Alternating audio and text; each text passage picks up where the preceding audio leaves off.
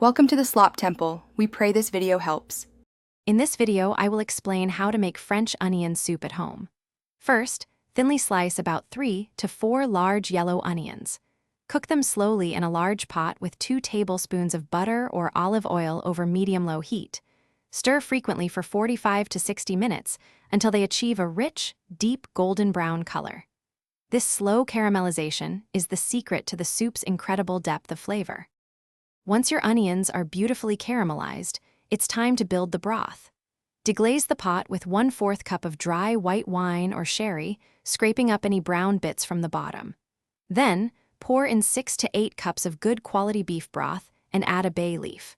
Let this simmer gently for 20 to 30 minutes, allowing all those wonderful flavors to combine and deepen. Now for the iconic topping.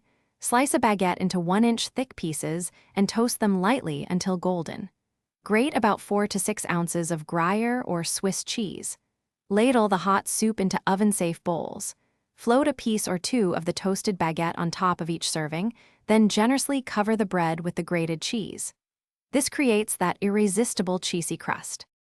Finally, the moment of truth. Carefully place your oven-safe bowls under a preheated broiler for 3 to 5 minutes.